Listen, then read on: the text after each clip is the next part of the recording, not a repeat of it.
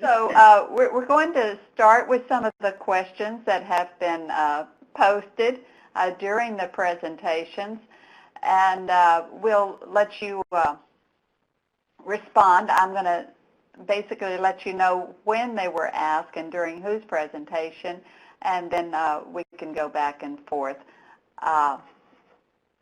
So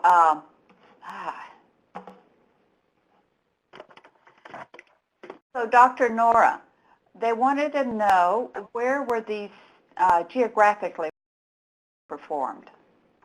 Most of them were in the southwest part, in Texas.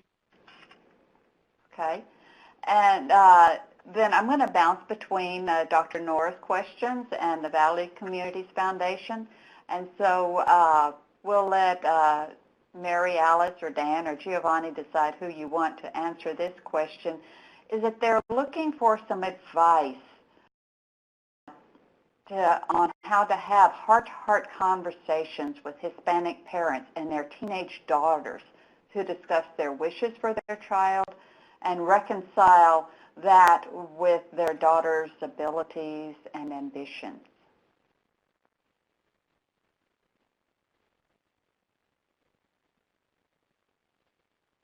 Yeah, you know, that's something that we do address in some of the workshops. One of the aspects, and let me pull up the workshops again. One of the aspects that we cover in well, essentially in workshop 1 is establishing that vision and those goals for their family. It really kind of establishes the practice of sitting down with the family, communicating, having family regular not only family meetings, and I talked earlier about sit-down dinners with the family being very critical. You know, having those heart-to-heart conversations and really doing that. Parents Guide to Positive Behavior Management as well really kind of deals with positive ways of speaking with your child and just communicating what their strengths are and really supporting them. Yeah, well, something else that I want to add to that is something that we see a lot, particularly in the Hispanic community, in relation to their daughters. When it comes to having when a female student wants to pursue a STEM career, it's really perceived more as a male type of career, and that's a perception that we've been trying to change. We also see a lot of Hispanic parents being reluctant to allow their kids to go far for college. So if they will go to a different city, and that's also another challenge that we face. We have a lot of students that are accepted into great university, Ivy League universities, that when it comes down to it, their family or their parents don't support that decision, and that's it's a really tough situation for a lot of students. But it's something that we continue to try and address and shift that mindset that, you know, STEM careers are for it doesn't matter whether you're a female, a girl, or a boy, and that seeking opportunities outside your current geographic location is also a great opportunity that shouldn't limit a child's ambition. I couldn't agree more. That's for sure. Dr. Nora, this question was posted during your presentation. Is there additional information, journals, articles on urban students and STEM in regards to writing a grant? Yes, there is. And Ellen Flynn, I can go ahead. I have your email address, and I'll go ahead and respond to you even more so, because just as I was, looking at the question, I thought of Gloria Chris, Lindsay Malcolm, Tatiana Melguzo, Silvia Hurtado, Anne-Marie Nunez, Alberto Cabrera, Kathy Horn, who have done a lot of research in terms of STEM and have written on it. But I'll get all those references to you by email, okay? Oh, wow. Talk about personalized. That's awesome. Thank you, Dr. Nora. Sure. And then we have another question for the Valley Communities Foundation. Did you have make any efforts in middle school to inspire students' STEM interest and that might affect their likelihood to major in STEM careers or to complete a degree? Yes, this is Dan again. We actually, so one of the pieces of our work that we really didn't focus on too much is a huge concentration in the middle school. When we first got started back in 2008 with the research and working with grassroots organizations, shortly after we were approached by a local school district to develop hands-on college and career readiness experiences for middle school children. We began conducting a lot of STEM camps, if you will, on Saturday mornings, working with middle schoolers anywhere from 6th to 8th grade. In engineering, we did robotics, forensic science, and expanded those into others over the last years. I was just sharing with Dr. Reyes and Giovanni earlier today that I ran into a parent that looked familiar. You know, I was at my son's school, and I approached her, and she said she remembered me from the Encore program because her son attended when he was in middle school, and he loved the engineering program that we did, and she said he actually just graduated from high school, and he's attending the local university pursuing a degree in mechanical engineering because of the work that we did with him. So a lot of, and we continue to do this work, by the way. This is nothing that we've discontinued. We continue to work with local school districts in supporting hands-on, fun, engaging learning opportunities for students in middle school primarily. Great, great. Dr. Nora, one of our participants wanted to know what you meant by validation by faculty. Yes. Actually, that comes out from the validation theory that has been proposed by Dr. Laura Rendon at UTSA.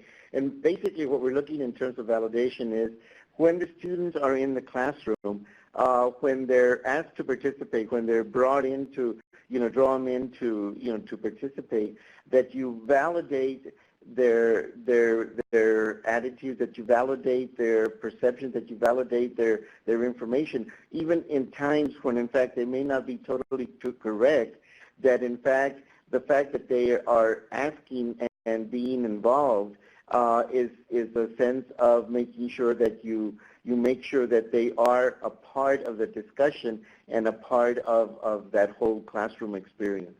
That's what the validation is about. That is very helpful. The Texas Valley Community Foundation, they wanted to know, did you have any statistics on how many children of the parents who completed PASOS enrolled in college or completed degrees?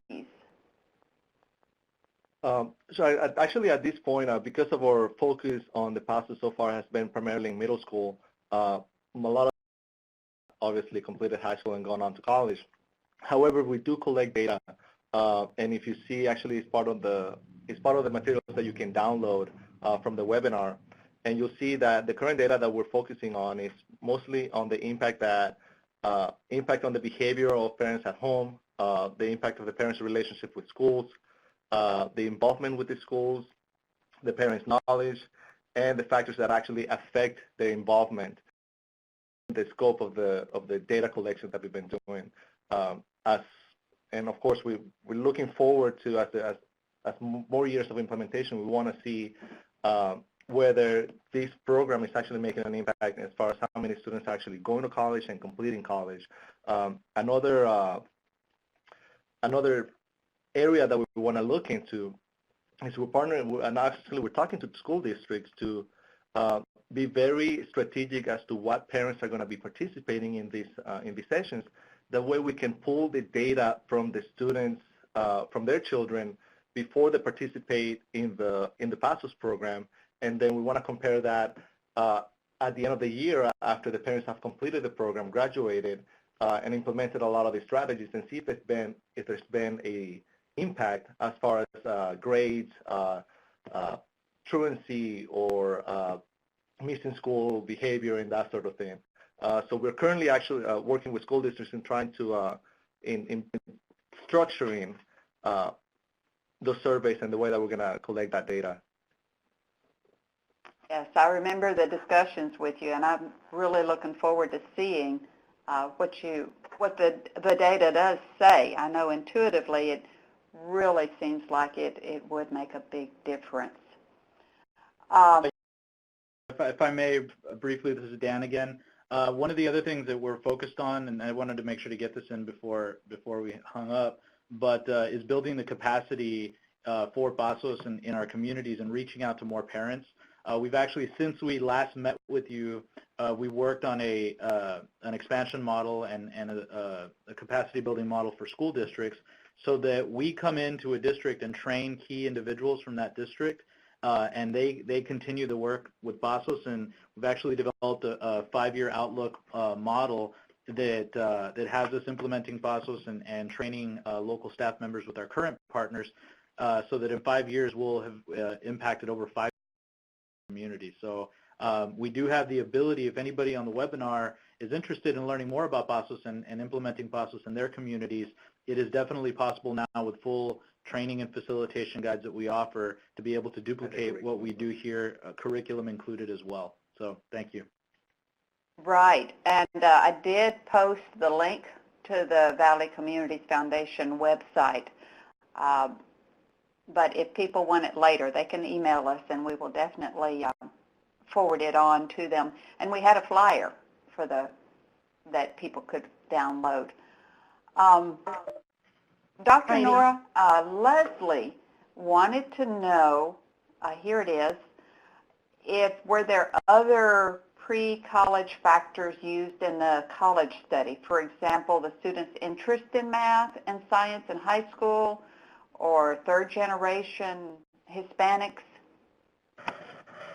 No, that to say that no, they were not. Not that we didn't think about them because we knew that they were very important.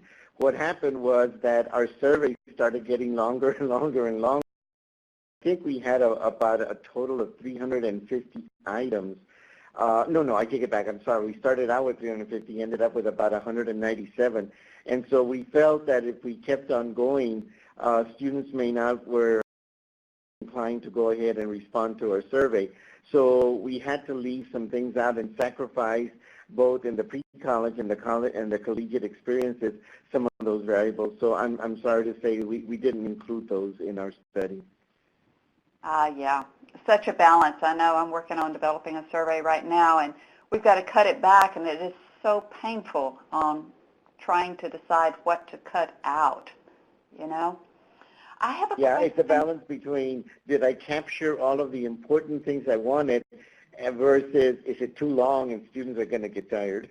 Exactly. Whoever is filling out the survey, that's for sure. I have a question for everyone on here, the Valley Communities Foundation and Dr. Nora. And I guess we can start with Dr. Nora first, if you're prepared. Vicki wanted significant differences between the naturalized and the first-generation Hispanics, or the second and third-generation Hispanics. Did you find anything there? We didn't have that specific breakdown in our data set, so we were not able to look at those differences. I'm sorry. Yeah. Again, trying to collect, what do we collect? Did y'all see anything in your PASOS or Encore program? Or the graduate? Yeah, well, in PASOS, what we do is having the concurrent sessions with English and Spanish going on. It really does, we do see a difference in those workshops that happen. It just so happens that Giovanni, in most occasions, facilitates the Spanish workshops, and I facilitate the English. If our workshops are over at noon, I get wrapped up in my cars and driving home, and I walk over to help Giovanni pack up, and he still has a group of 10 to 15 parents that are staying with more questions and have those desires to or are seeking out that information more so, I should say. That is so encouraging, you know? It really is. We have one last question that's outstanding, and this one is for Dr. Nora. has research been conducted on the rate of the Hispanic graduates with STEM degrees actually getting STEM jobs?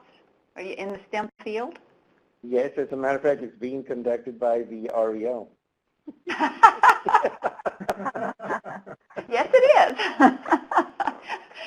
And soon to be coming out, we do hope. Did you know of any others we are conducting? I think I might have heard of one other grant program at another university that I think we're beginning to look at that, but I don't know how far they are already into their data collection or data analysis. Right, right. It's a long process. It really is. And anyway, I would like to thank everyone here and all of our presenters. Y'all have been just absolutely awesome, and your answers have been so insightful. And all of our participants and their great, great questions. And, Heidi, yes. if I may, I'd just like to adjust real quick Leslie's question, I think, related to incentives for the teachers to stay in the program or to stay in the district. The teachers sign to stay 3 years after they receive their degree in their districts. So I wanted to mention that. And then I think it was Katie that mentioned how is the TGC funded. And the member districts are the ones that contribute into the program and support the program. So there is a membership fee to participate as Math Teach Collaborative members. Well, I'm glad you caught those, Mary Alice. I didn't meant to, but I missed them. So thank you for your attentiveness. And again, everyone, thank you so very much.